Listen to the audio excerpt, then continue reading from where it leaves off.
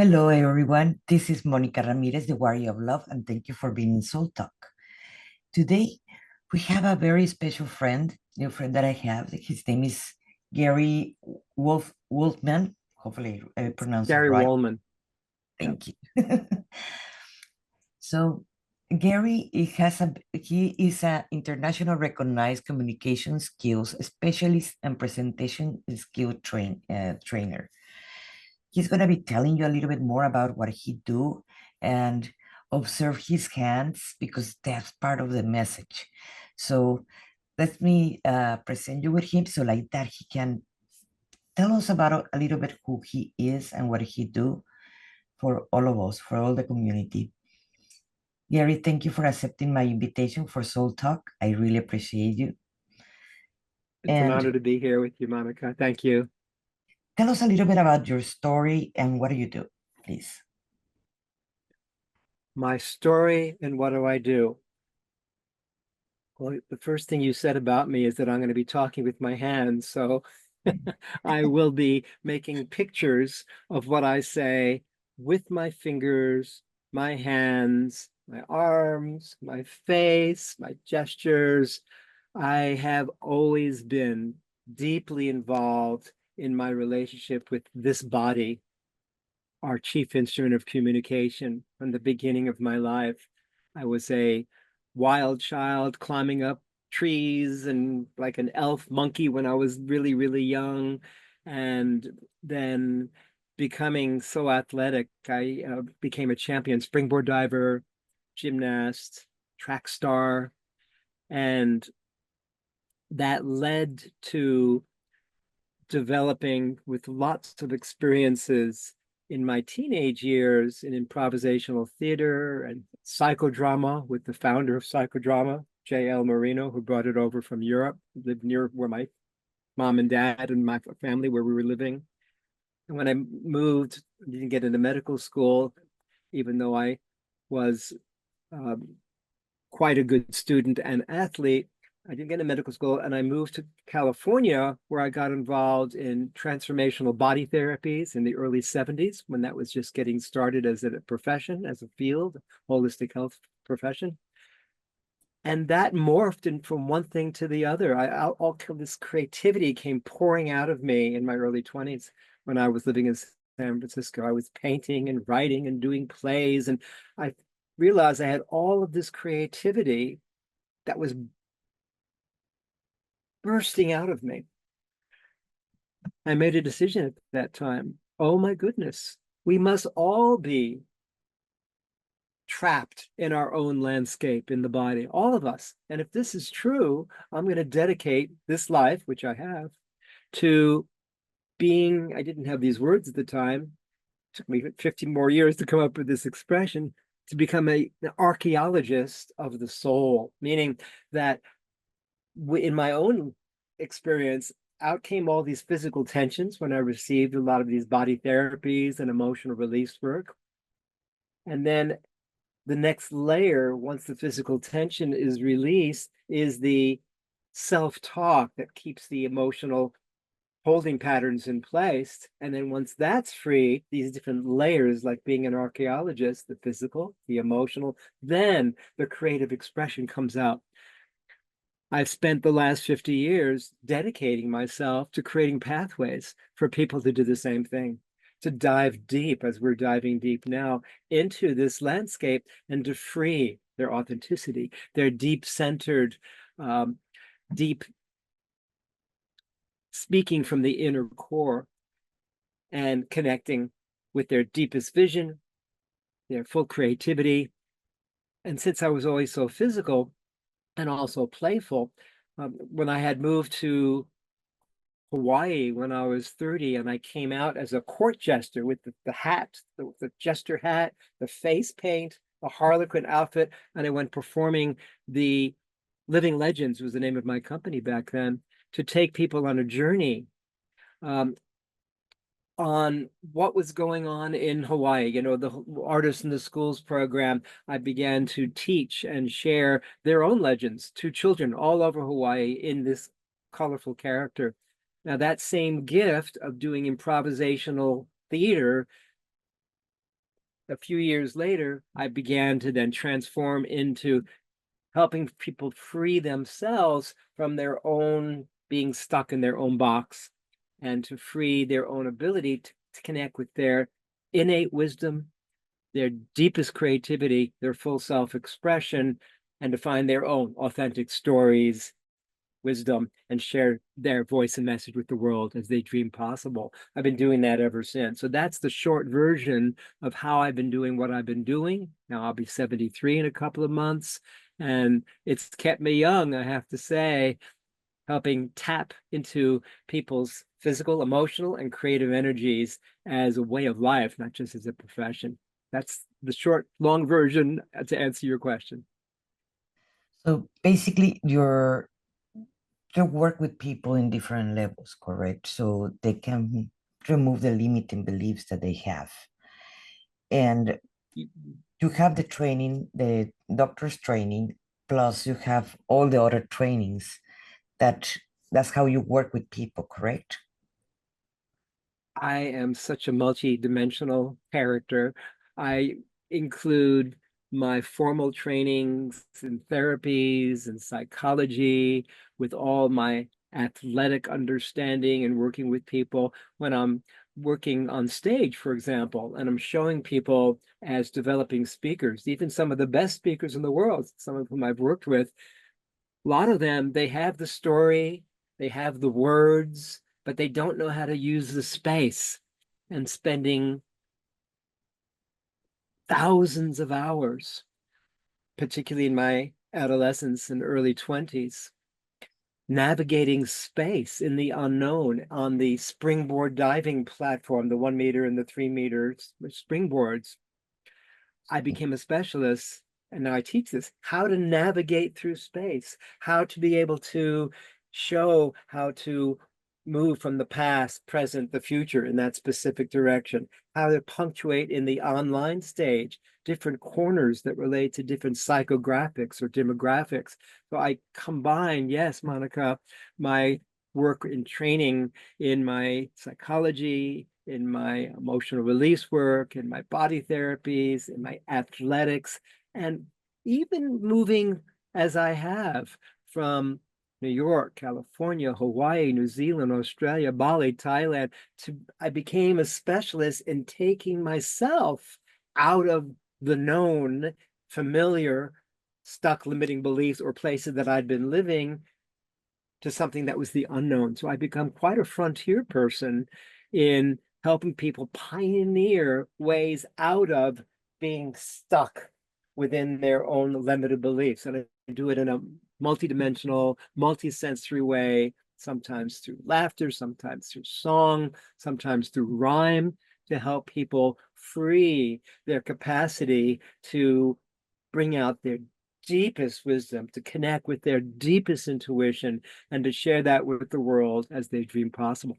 So it's a multi-sensory, multi-dimensional approach, from trauma and drama to all kinds of ways to free the silliness, the humor, to help people connect with all the different aspects of themselves that they didn't feel comfortable with, or they didn't know how to put it into a focus to help others in the world. So that's become my whole life journey, to assist people in these ways.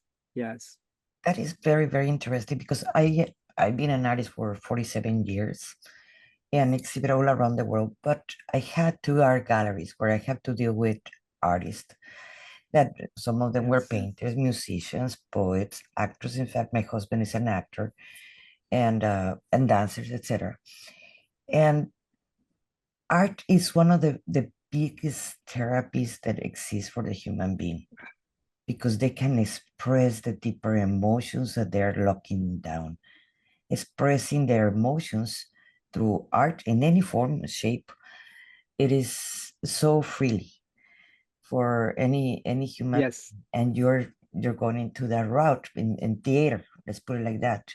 In theater is where you move more the hands that I have seen, observed, because obviously in dancing too, but because I don't see that much in painting, obviously, or doing sculptures, you can't, you break your sculpture, or but in the vision, in the performing arts, it is where it is more focus, the expression of the hands. How do you apply the expression of the hands for, let's say, a person that it is battling with not feeling good enough? Okay, this is a good one. That's been also my core wound. I'm not good enough. I developed that You're right. particular core wound from my relationship with my mom in particular. You know, my mom and dad, they sent me to the best schools, the best camps. I had the best education. And when my mom had me, when I was born, it was after 5 years of her whole system, her biological reproductive system being disrupted when her youngest sister in 1940, just before the Second World War, heard she had leukemia and suddenly died. And in the Jewish tradition, as you know, as you may know, the Jewish tradition goes that the one who's born is named after the last one that died. So Gary was named after Gladys, who passed away. And mom had such high expectations of me.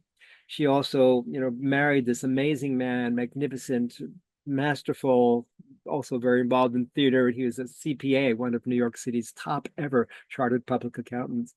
And so they had such high expectations of me, and I always felt I could never be enough. I could not be enough. I could not do enough, even though I had pluses and I received the headmaster award in my small private school in New York City, Horace Mann, that was for the one student that had the best combination on the one hand, and I'll get into hands in a minute, of athletics, and on the other hand of academics. I was so scared. It's taken me decades to unravel this pattern, and now I work with it with other people too. One of the ways that I help people release the pattern of not feeling good enough and holding back, as we all do in our own unique flavor, our own unique way. We all just do it in a slightly different way. Yes, I'm using my hands.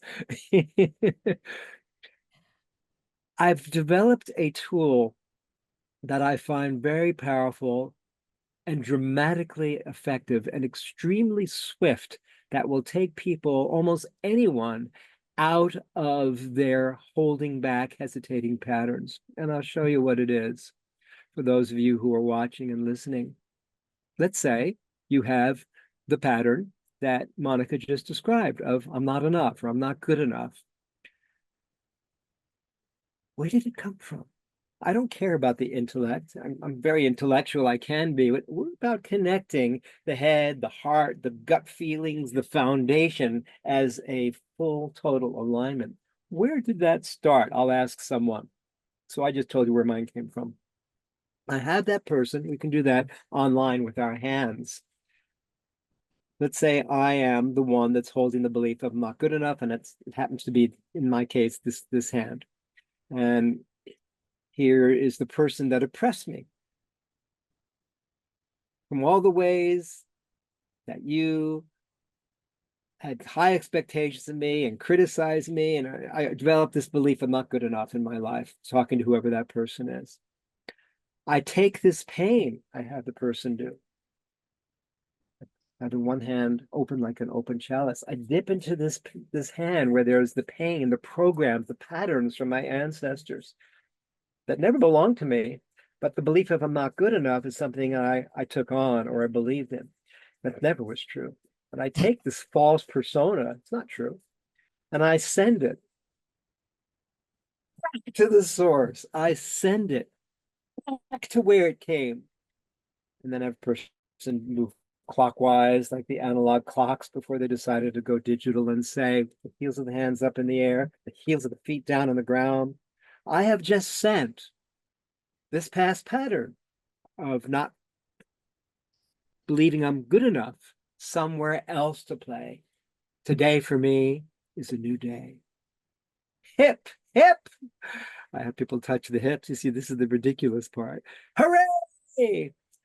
My new self-talk is, and then I'll have people come up with 3 key words. I am creative. I am. I am playful. I am. And I am transformational. And I have people then multi-sensorize that 3 keyword statement. Sing it, shout it, whisper it, say it in the mirror. In my years as a court jester, I was used to introducing a ridiculous element to conversation. So I'll have people go as though you're a town herald or troubadour jester standing on the top of the rooftops, sharing the good news for all and everyone to hear. The good news is when they speak, they are creative, playful, and transformational. Person, write it down, sing it, do it in gibberish, and then simply say it. By that time, by doing it in mime with the full gestures that make the pictures of it, I've already showed you the gestures. You see what I'm saying? Because I've already done it with my hands. This helps people speak with the full-bodied engagement, interactive impact in their presentation. So this process that I take people through is a combination of therapy and coaching. It's therapeutic coaching. And it basically takes people on this journey through their own inner self-talk and brings out a new self-talk that then become embodied, and the whole body then physically, viscerally shares the message. So this is a step-by-step process to take people from the inside out through their deep wounding, their own shadows, their own darkness, into a light and an enlightened way, in an illuminating way that suddenly they're able to speak as never before. The hesitation is just gone. It's a very specific process I've developed. Hmm. What I was observing this is I have two questions about what you just described. At the beginning, it felt a little bit about like the modality of constellations. I don't know, you have heard about it.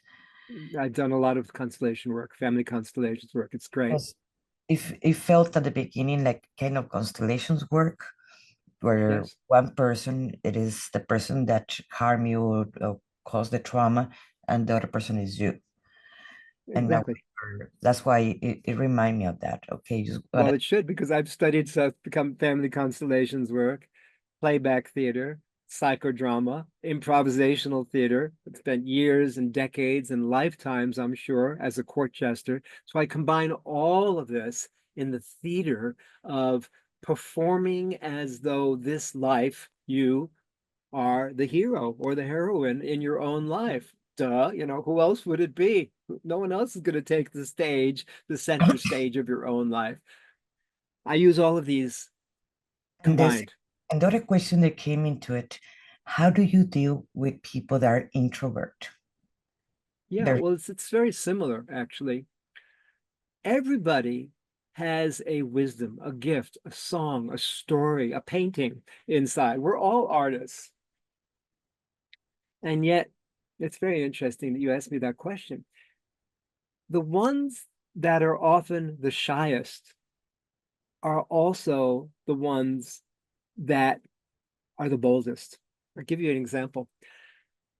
I was in the mid 80s asked to do a series of presentation coaching for teenagers.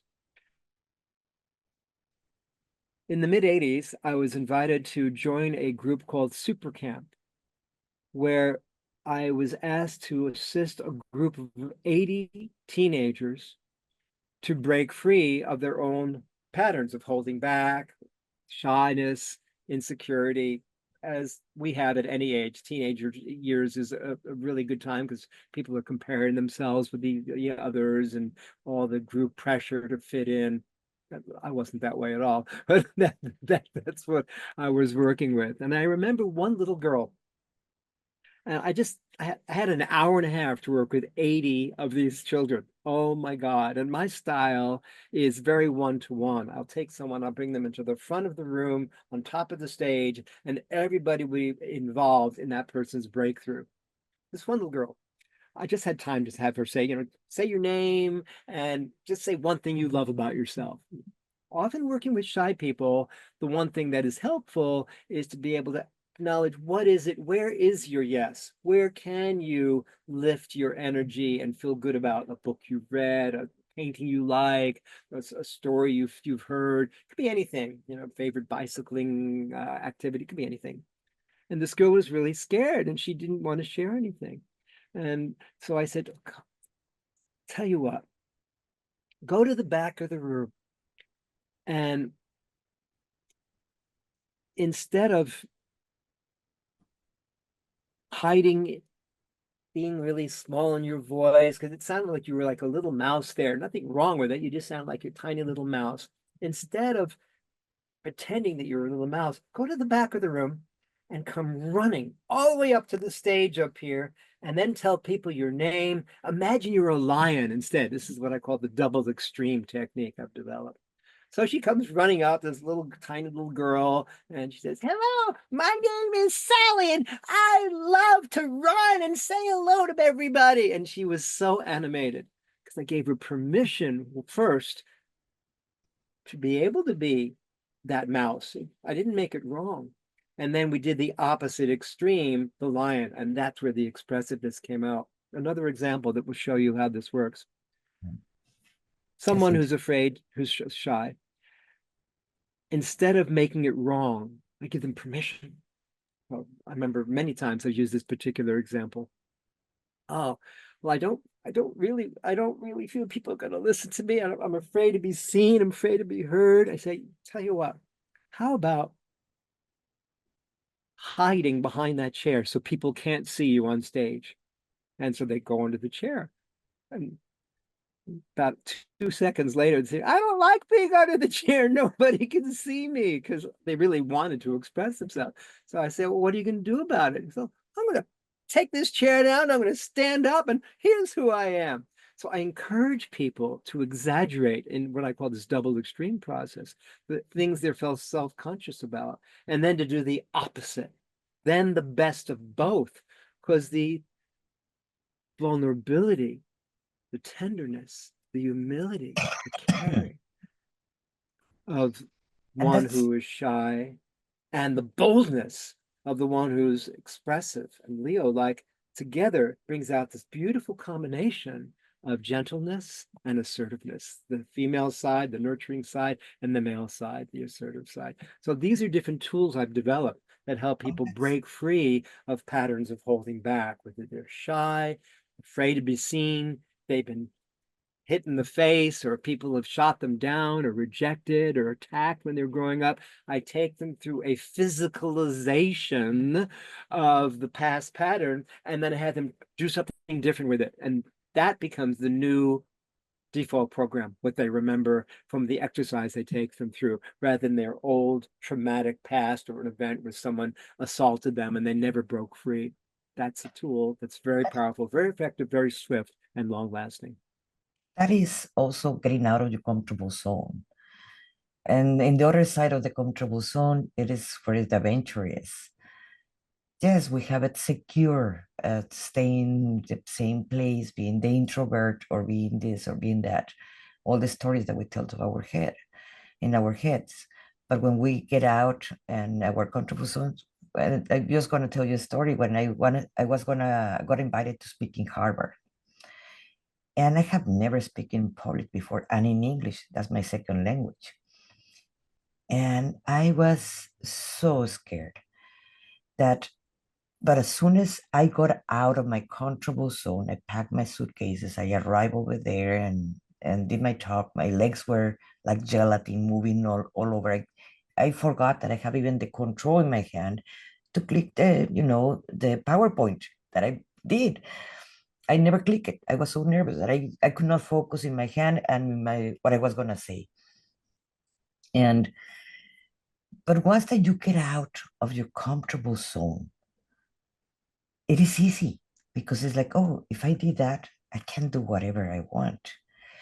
And before I went to Harvard, I acted in a play, and I forced myself to act in a play, so like that I feel more comfortable with an audience, because that is gonna give you the courage to be a public speaker. You did a play and it was funny and ridiculous and something like that that is completely out of your character.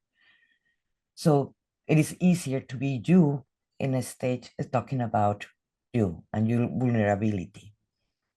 Hola, ¿qué tal? Mi nombre es Mónica Ramírez, la guerrera del amor.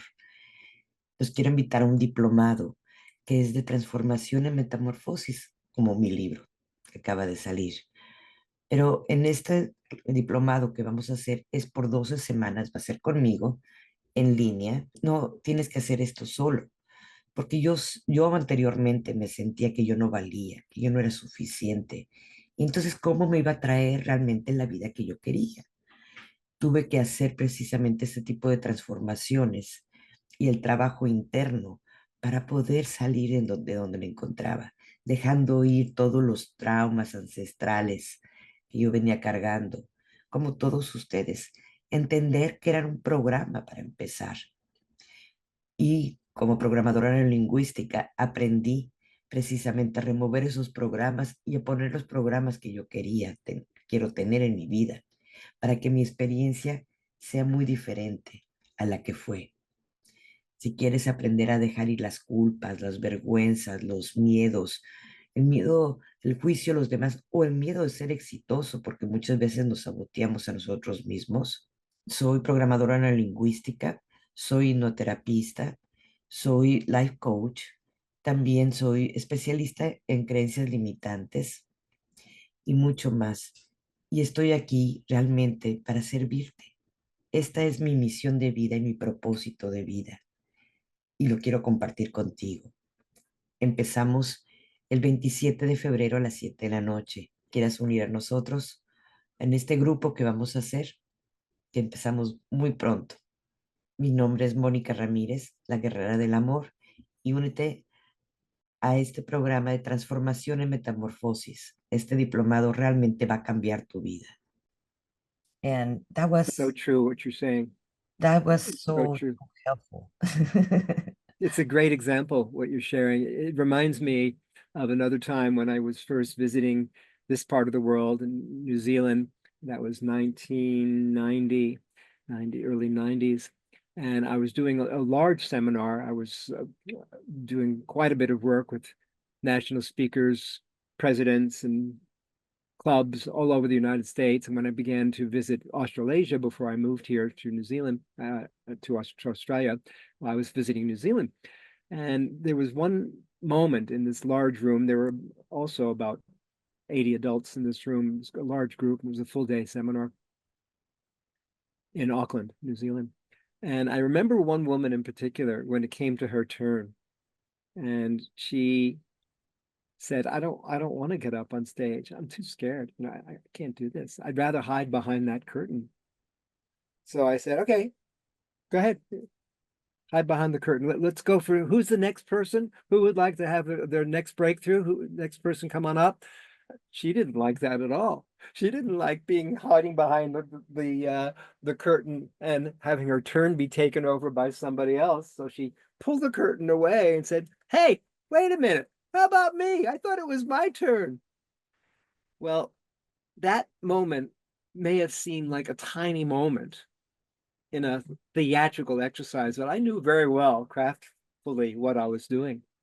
About 20 years later, I had already moved to Melbourne, Australia, and I was in a 5 rhythms movement meditation workshop, full day workshop. And there was a woman in the workshop. I was calling myself by a nickname at that time. I wasn't calling myself Gary. And I don't know how it came up during the break, but some woman who I didn't recognize, you can hear where I'm going with this, said to me on the break, years ago, there was some guy who came over from the States. I think his name was Gary. And I was in a presentation coaching seminar with him. And he invited me to come up on stage and present on stage. And I was so scared. I hid behind a curtain, and I didn't like that because he ignored me. I mean, he ignored me. It was so even more painful than the pain of holding back. And I pulled the curtain away, and I was standing in front of the room. Now I teach public speaking to women. I travel all over the world. And, oh my God, After you overcome What a pressure, turnaround. For me, this is such a fulfilling feeling to know that tiny moments like that can have such a huge impact on a person's life and their ability to share their voice, their wisdom, and their message with the world as they dream possible. These are there's great examples what we're sharing here today. a little space between the threshold of changing yourself and your limiting beliefs. And that is that space when you says, okay, I'm gonna stay behind a curtain or I'm gonna go into the stage. So yes, those are very, very good exercises that you're doing with people. But I know you're having a program very soon. So can you tell us a little bit about your program that you're gonna be working with people? I have programs both online and in the physical where I take people on a journey through my presentation coaching. It can be a one-to-one. Sometimes I work with executive management teams where I have all the different managers of the different departments of a company. They're also involved. And sometimes I'm working with the CEO or managing director. Some of these people often prefer to just to have a one-on-one session with me because they are used to not sharing their vulnerability with their peers. They seem to hold on to that being in control. So I have these different sessions that I have available. I don't have a specific date for one. I'm ongoingly offering online coaching, counseling, mentoring, therapy, therapeutic coaching, as well as training speakers and people who are going through this process. This process that I've developed over 50 years, like I said, I'll be 73 in a couple of months, takes people from the inside out, from therapy into coaching, from coaching into training, from training into inhabiting their body and the full stage of expressing their wisdom, their voice, and their message. So I have programs available, and there'll be some links you can see also here at the end of the actual interview, where there's different ways you can contact with me. And you'll see that down below. Gonna be Uh, There are gonna be all the links for you can contact him. It is gonna be That's under right. in this video on That's the right. bottom of the description, guys. Yeah, so I don't have a specific program, Monica, coming up with a date, but I have ongoing programs, is what I was saying, to work with people one-on-one, small groups, larger groups, public sessions. For anyone that's interested, it would be great that you express your interest, and I'll find the perfect place for you, whether you want to do it in a small group, on your own. Sometimes people want to get through, particularly preparing for specific speech.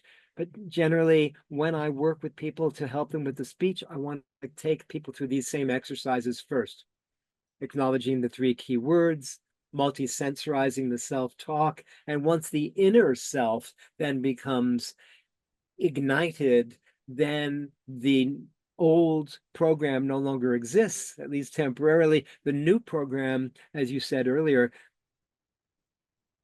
it takes people to a place that this becomes the new default program. People's comfortable zone that you mentioned, I've given it a new name. I don't call it a comfortable zone because I find it more of a familiar zone, but it's not comfortable at all to be hiding within what's familiar. You know, it's comfortable only that you're used to it, but it's not really comfortable. It's a place of holding on to one's fear. So I often encourage people to find that which is the unknown, as the new default program, and then they come back through that in both my one-on-one, my classes. There's some online classes coming up as well. So whoever's interested, reach out to me you can have a complimentary session and we can discuss different ways, whether you prefer to work with me one-on-one or in group for different experiences that are being created. So That's lots of opportunities. and that's not all, guys. There's something more that we have not even touched. He's also an astrologer. He did a card for me of my astrology chart, and that was very, very interesting with a lot of amazing points that I should be aware. So, like that, I know how to navigate what it is going on in my life or what is coming in my life. And I'm very, very, very grateful for Gary for doing that for me. And I highly recommend it too. So Oh, tell us a thank little you, bit how Monica. it took you from all this coaching and and training with people that want to become speakers and so forth to astrology, Gary? Combining all of this is very useful. I'm not an astrologer. I've been an avid student of astrology for over 50 years, my early 20s. And having developed now a good understanding of both a person's natal chart, the chart that describes in a diagram like a clock, your placement of planets when you were first born. I've been studying this for so long, generally 2-3 hours a day. I'm listening to astrology, some of the best luminaries on our planet. And I've developed a tool online to work with people that takes you, as you mentioned, through navigating through themes, challenges, and opportunities emerging for you in the next 12 months. I have a program that actually puts the dates down. And then knowing as a coach, as a counselor, as a mentor, as an online therapist, and combining all these skills improvisationally and beyond, I've developed a way of taking people on a journey, as I always take people on a journey through their own darkness, through their own shadows, and have them be able to say, oh, you see, during this window of time, this is a great time for you to go on retreat, or a great time if you're in this corner to write a book, or a good time if you've written a book to start speaking on stages. So I show people combining these presentation coaching skills with tapping into their inner life. That's what the astrology is so good for. One particular thing, there's a book called The Sabian Symbols. A woman named Elise Wheeler in 1925, a clairvoyant. She came up with these symbols, these beautiful images and descriptions of each of the 360 degrees of the zodiac. Therefore, when a planet is in a particular position, for example, today, as we're speaking, today, as people see this, it's a full moon. It's going to be a full moon in about 12 Tomorrow. hours. Yeah. And when that happens, and there's a certain energy that's connected to that, what's so powerful is how to make best use of the degree sign that that moon will be in. It's going to be in Aries. So it's a great time today for frontier, start new things, pioneer territories, move into the unknown. And this helps me so much. The Sabian symbols are amazingly accurate. She was a clairvoyant, this woman. Symbols that then when a person hears the image, as I shared with you, and the description, they're more able to tap into their own inner resources and lead the fulfilling life personally, professionally, and creatively. Without these tools, they may have some of them that I combine from all these different corners, ways of helping people connect with their archetypes, their psychographic, their demographic, and their deep inner wisdom and authenticity that may have been buried for years. So often the astrology is a great tool to combine with the coaching, the therapy, the theater. I'm a multidimensional guy, so I love being able to help people free all these aspects that have been hidden, pushed into corners, shamed, so many ways that people have to break free. What Yeah. I what One I more call tool I want to share. what I call of this I is was, what I call this is different modalities that can help us to liberate ourselves and becoming what we really became to be. that's right. Astrology. Whatever it takes. There's thousands of, like, some people told me, what modality do I take? It's like there are so many modalities at this point that not even this one lifetime you're going to be able to study more.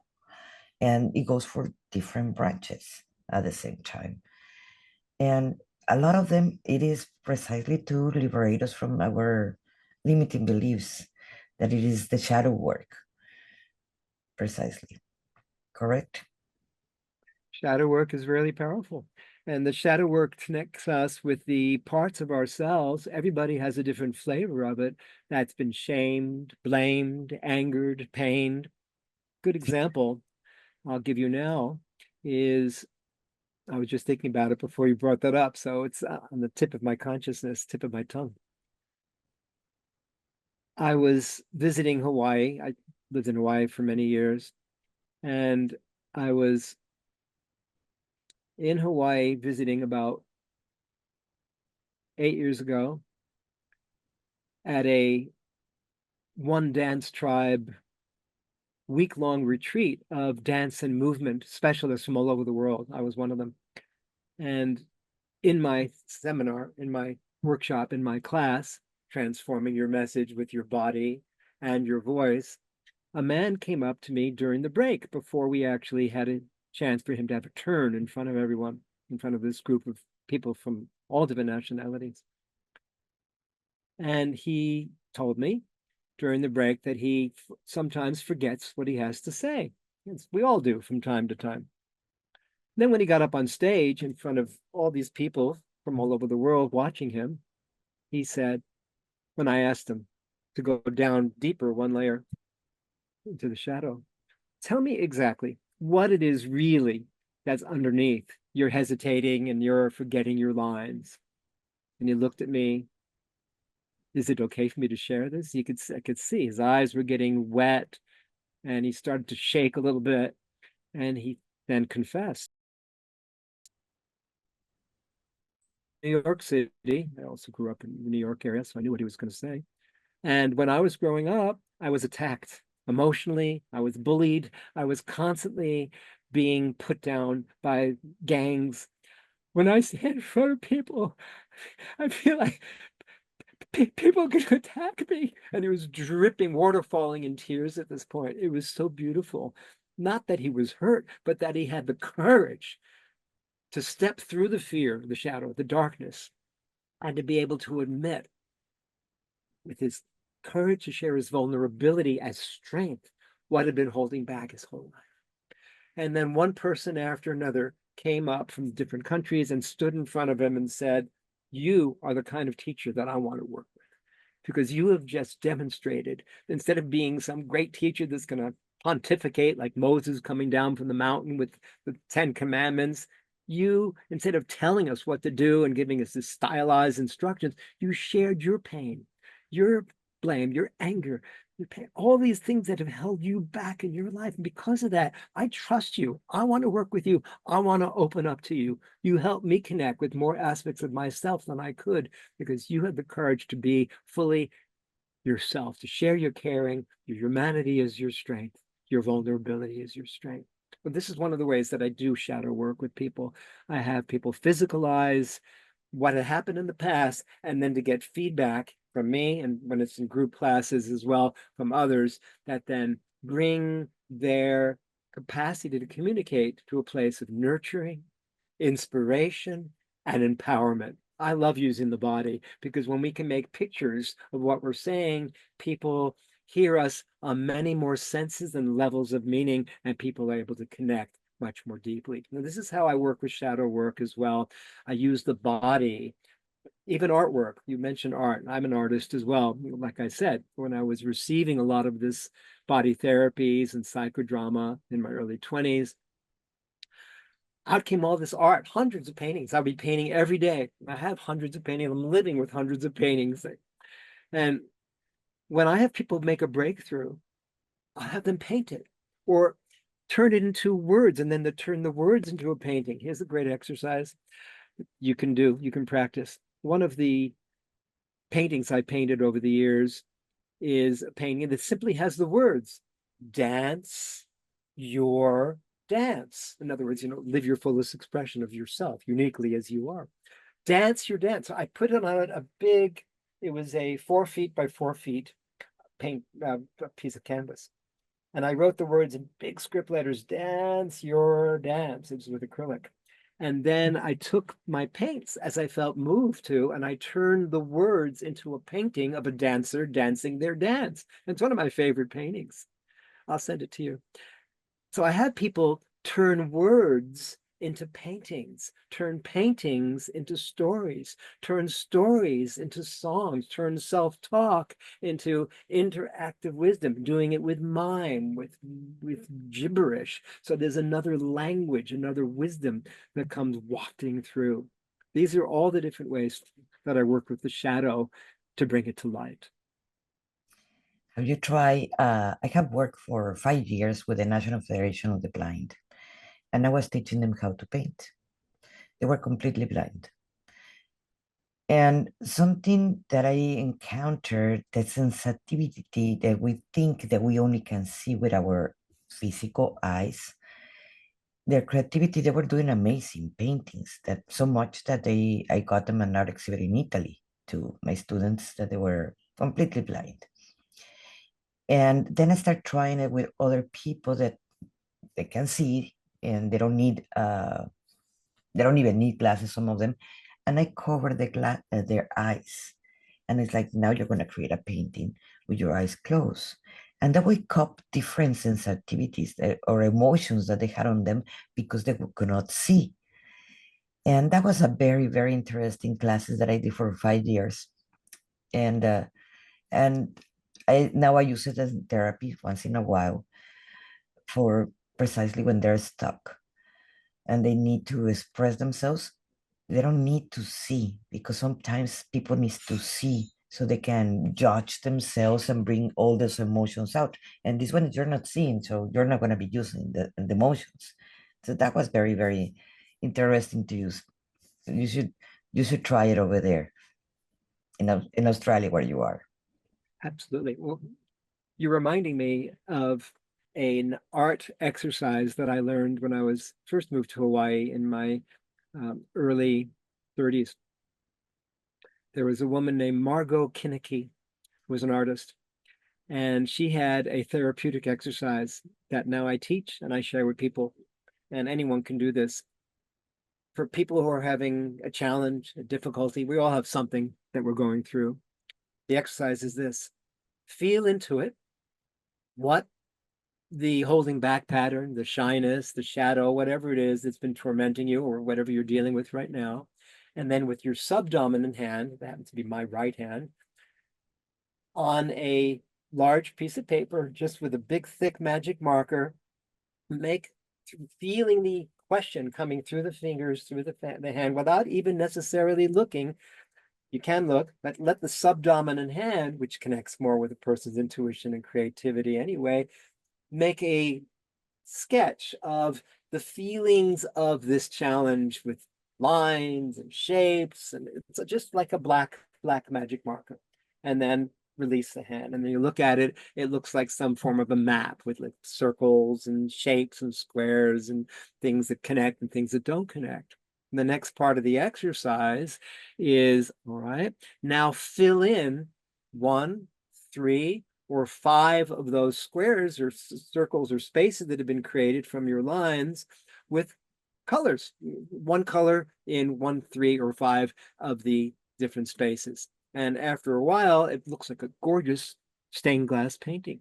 By the time that's finished, the next thing a person does is, all right, now that you've done a painting of a description or feeling of your inner challenge, turmoil, whatever's difficult, now listening to some beautiful classical music with a heartbeat, a talk that has the connexy with your own deepest intuition and your own inner wisdom. Write again with your subdominant hand the wisdom of the message of this painting, whatever comes through.